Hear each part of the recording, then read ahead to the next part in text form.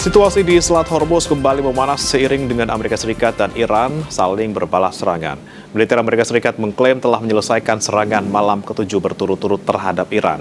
Penasihat senior pemimpin tertinggi Iran menegaskan akan melakukan serangan besar-besaran dan skala penuh jika serangan Amerika Serikat terus berlanjut selama 2 atau 3 hari lagi.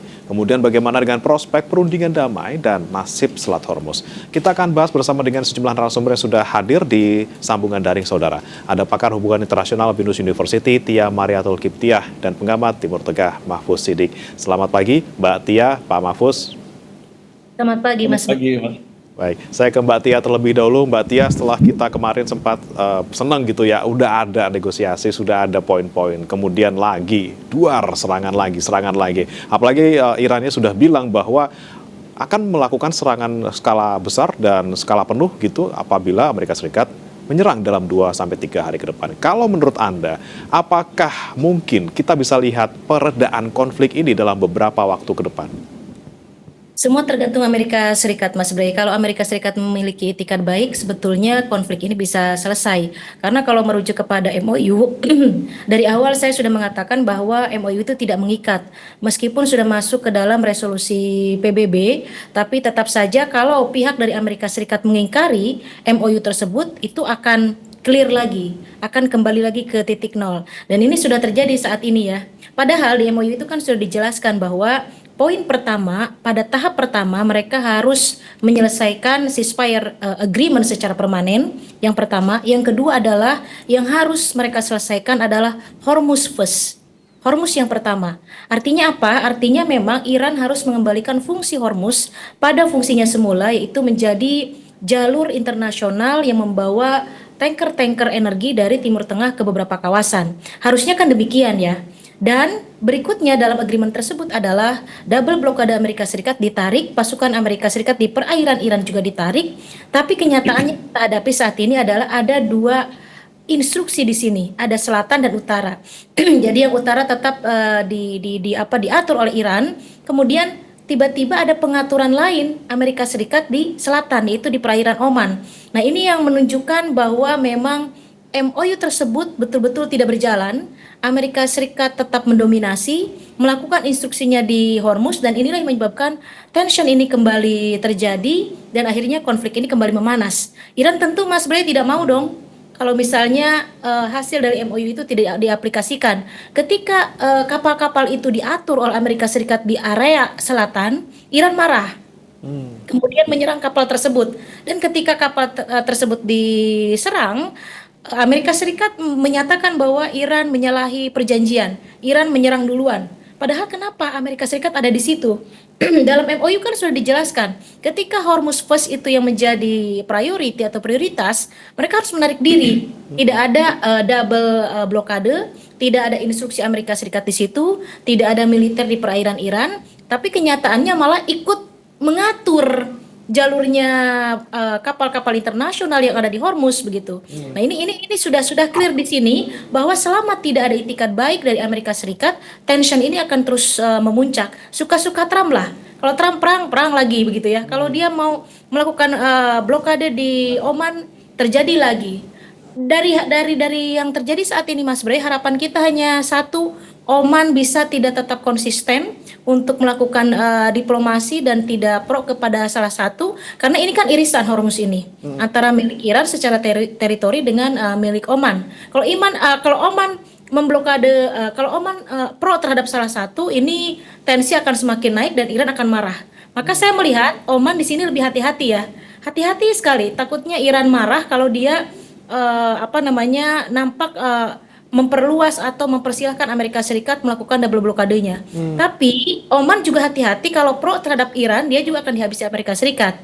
Jadi dalam hal ini nampak semua negara-negara Teluk itu mengambil sikap lebih hati-hati. Beberapa negara-negara Teluk yang diserang oleh Iran karena penyerangan Amerika Serikat ini, semuanya tidak ada yang serang balik. Baik Kuwait ataupun Jordan ataupun Uni Emirat Arab ya, semuanya mengambil posisi diam. Karena memang kalau mereka sedikit saja bergerak, maka apa yang terjadi ini efeknya akan kemana-mana, terutama harga minyak akan naik, dan kalau sampai di 120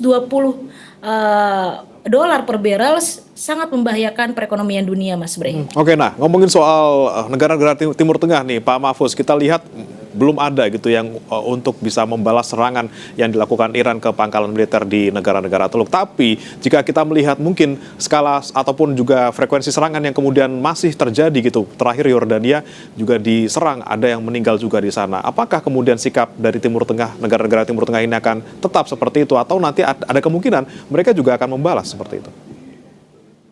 Ya, kalau kita lihat langkah yang dilakukan Amerika Serikat setelah mengumumkan bahwa MOU is over ya, pada tanggal 7 Juli lalu di salah satu KTT NATO di Turki, Amerika memang punya target dua hal. Yang pertama ingin menyeret sekutunya di Eropa untuk masuk membantu Amerika dalam perang jilid 2 ini. Yang kedua adalah Amerika juga ingin menyeret lebih jauh negara-negara Teluk untuk terlibat ya di dalam perang jilid 2 dengan Iran. Dan nampaknya negara-negara Teluk memang tidak punya pilihan kecuali mereorientasi posisinya untuk secara bersama-sama berdiri di belakang Amerika. Tetapi reorientasi posisi ini tentu saja punya resiko yang lebih besar. Kenapa? Karena sebagaimana yang sudah disampaikan oleh misalnya Menlu Abbas Araghchi bahwa kalau Amerika militernya terus melakukan serangan ke infrastruktur sipil di Iran misalnya, maka Iran akan mengaktifasi Houthi untuk mulai menutup Bab el-Mandab, dan itu artinya jalur pelayaran kedua di kawasan tersebut yang melewati Laut Merah ini akan tertutup sebagaimana Selat Hormuz, dan ini akan menciptakan biaya yang sangat tinggi berlipat ganda bagi negara-negara Teluk terutama Arab Saudi, dan tentu saja juga ini akan berdampak kepada dunia. Nah, yang kedua, kalau kita lihat kenapa Amerika ingin menarik juga sekutunya di Eropa, ini juga terkait dengan sikap yang disampaikan oleh Presiden Trump pada saat KTT NATO di Turki, di Ankara, bahwa Amerika punya intensi untuk meningkatkan keterlibatannya di Ukraine dalam menghadapi Rusia. Nah, kalau itu menjadi rencana Trump, maka ada kebutuhan bagi Trump, bagi Amerika untuk segera menyelesaikan capaian target-target perang dengan Iran. Apa targetnya? Memang tidak akan menghancurkan atau melumpuhkan total atau bahkan pergantian rezim di Iran, tetapi setidaknya kekuatan-kekuatan militer yang strategis di Iran ini bisa dieliminasi sampai tingkat yang paling maksimal, ya, paling tidak kemampuan rudal balistik dan radar untuk menggerakkan semua persenjataan rudal balistik itu.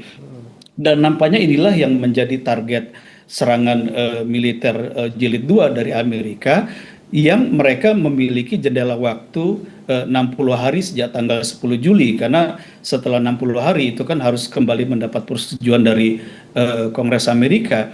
Nah, pertanyaannya adalah kalau militer Amerika mampu menekan secara lebih masif, sistematik dan efektif terhadap instalasi dan infrastruktur militer Iran, termasuk juga infrastruktur sipil, maka sangat mungkin dengan kalkulasinya negara-negara di Teluk ini akan terlibat secara langsung di dalam operasi militer jilid 2 ini.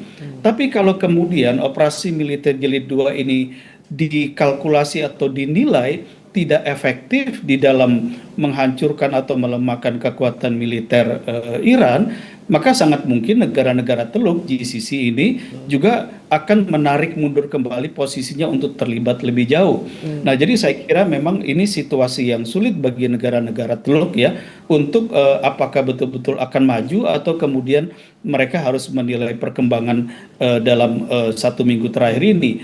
Nah, kalau kita lihat bagaimana efektivitas serangan, nampaknya ini tidak lebih efektif dibandingkan serangan pada gelombang pertama 40 hari perang sebelumnya. Kalau kita lihat dari jumlah serangan, dari senjata atau rudal yang ditembakkan, dari pesawat yang digerakkan, ini masih jauh lebih kecil dibanding serangan tahap 1 yang dilakukan Amerika bersama dengan Israel. Nah, pada sisi yang lain kalau kita lihat ya, Iran ini telah mengancam dua hal yang sangat akan diperhitungkan oleh Amerika dan negara Teluk. Satu adalah menutup bab Al-Mandab, dan yang kedua adalah ancaman militer Iran untuk menyerang aset-aset properti milik Trump di kawasan negara-negara Teluk, khususnya di Emirat, di Saudi, dan di Qatar. Dan saya kira Trump ya orang yang sangat transaksional, begitu aset-aset propertinya di negara Teluk ini telah menjadi target sah ancaman serangan militer Iran, saya kira Trump akan berhitung sangat untuk melakukan serangan yang lebih. Ini soal hitung-hitungannya Trump itu. Saya mau ke Mbak Tia. Mbak Tia, dengan saat ini mungkin kalau menurut Pak Mahfuz tadi tidak terlalu efektif jika dibandingkan dengan serangan yang gelombang pertama gitu. Serangan yang kali ini tidak terlalu efektif untuk bisa melemahkan militer Iran. Ini berarti Amerika Serikat itu salah kalkulasi lagi atau memang tidak peduli, pokoknya saya serang walaupun tahu Iran itu tidak bisa ditundukkan ataupun dibikin manut lah istilahnya kalau diserang seperti itu, Mbak. Ya, saya sepakat dengan Pak Mahfuz ya. Kita melihat bahwa memang serangan-serangan Amerika Serikat itu tidak presisi. Makanya kan Iran tidak ada pembalasan. Biasanya Iran itu akan langsung membalas berdasarkan karakter orang Persia itu ketika hantaman tersebut betul-betul terkena dampak yang sangat vital. Misalnya seperti sekolah pada serangan pertama itu ya 120 siswa sekolah di Iran itu meninggal, itu telak sekali buat Iran. Maka yang dilakukan balasannya juga sangat telak. Dalam hal ini Iran diam dan memilih strategi lain. Dia lebih memilih menyerang beberapa negara-negara yang memang ada military basis Amerika Serikat di kawasan Teluk, Mas. Misalnya seperti Jordan, kemudian Kuwait. Kuwait itu kan negara kecil tapi diserang karena memang pusat logistiknya di situ. Kemudian berikutnya adalah Uni Emirat Arab yang memang terkenal dengan military basis Amerika Serikat di bidang angkatan udara misalnya. Tidak dengan Saudi yang Saudi sebetulnya negara terbesar di kawasan Teluk, tapi yang diserang justru negara-negara yang dilihatnya kecil, tapi justru itu adalah cukup signifikan untuk menghancurkan Amerika Serikat. Tidak secara total ya, menghancurkan dalam arti di sini adalah military basisnya Amerika Serikat di kawasan Timur Tengah. Jadi Iran itu sekali menyerang penuh perhitungan. Dia sadar betul kalau dia menyerang secara sama brutalnya dengan Amerika Serikat, dia tidak akan mendapatkan apa-apa. Karena memang Iran juga dalam posisi saat ini di bawah sanksi Amerika Serikat, ekonominya sedang tidak membaik. Kemudian jika kita di-compare dengan kekuatan militer Amerika Serikat, jelas di bawah Amerika Serikat, Mas Bre. Jadi setiap kali serangan dia akan melakukan serangan yang sangat presisi, yang penuh perhitungan, yang kalau dia menyerang balik itu akan memberikan efek terhadap Amerika Serikat. Sementara Amerika Serikat menyerang ya menyerang saja begitu. Infrastruktur iya, jembatan itu rusak. Ada hospital juga, ada masyarakat sipil Iran juga yang terbunuh. Tapi dibanding dengan serangan yang pertama, itu memang jauh lebih dahsyat serangan yang pertama. Sangat presisi, membunuh pimpinan tertinggi, membunuh ratusan anak sekolah di sekolah Iran begitu ya. Kemudian memberikan efek psikologis yang luar biasa. Tapi saat ini sepertinya Iran lebih siap. Jadi kalau Amerika Serikat ke depannya patternnya seperti ini terus, saya nampaknya melihat bahwa nanti Amerika sampai pada titik kelelahan, bukan kalah ya, kelelahan, frustasi karena memang setiap serangannya dia tidak memberikan efek yang cukup signifikan terhadap Iran, Mas Bre. Oke, baik. Nah ini yang kita juga pantau di Selat Hormuz gitu. Saya ke Pak Mahfuz. Saat ini masih mencekam, tentu saja tidak hanya di Selat Hormuz, tapi juga serangan sampai meluas ke Samudra Hindia di Iran. Iran menyerang kapal di Samudra Hindia seperti itu. Anda melihatnya bagaimana kemudian ke depannya Selat Hormuz ini jika ada opsi bahkan nanti Selat Bab El Mandeb juga ditutup seperti itu? Ya, kalau reaksi Iran kemudian berlanjut karena Amerika tidak mengendurkan atau tidak menghentikan serangan, sudah bisa dipastikan bahwa Houthi akan segera menutup Bab El Mandab, yang artinya jalur Laut Merah ini akan tertutup. Nah, dua choke point yang akan sangat mempengaruhi kebutuhan energi dan perdagangan dunia ini akan terganggu. Jadi bukan hanya negara-negara di kawasan itu yang akan menderita, tapi sebagian besar dunia ini juga akan menderita secara ekonomi. Itu yang pertama. Yang kedua, yang harus kita catat betul bahwa situasi memanas dan tertutupnya kembali Selat Hormuz ini ini kan tidak terjadi sampai ditandatanganinya MOU dan kemudian Iran membuka selat itu untuk pelayaran sesuai dengan arrangement navigasi atau pengaturan navigasi yang dilakukan oleh Iran sampai tanggal 7 Juli. Jadi ketika Amerika kemudian menyatakan bahwa MOU ini sudah berakhir dan kemudian Amerika melakukan serangan militer kembali jilid 2 ke Iran, kita lihat ada penurunan yang sangat drastis dari lalu lintas kapal yang keluar masuk Selat Hormuz. Yang sebelumnya kalau kita lihat dari mulai tanggal 18 Juni itu ada tren peningkatan jalur lalu lintas kapal yang keluar dan masuk Selat Hormuz.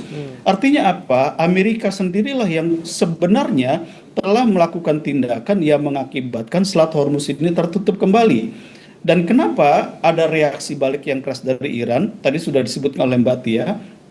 Yang pertama adalah Amerika Serikat ini telah mengkhianati poin kelima dari MOU yang sudah disepakati ketika Amerika melakukan arrangement dengan tangan International Maritime Organization untuk membuka jalur pelayaran di luar jalur yang ditetapkan oleh Iran yang sudah dimandatkan di dalam MOU pasal 5 itu.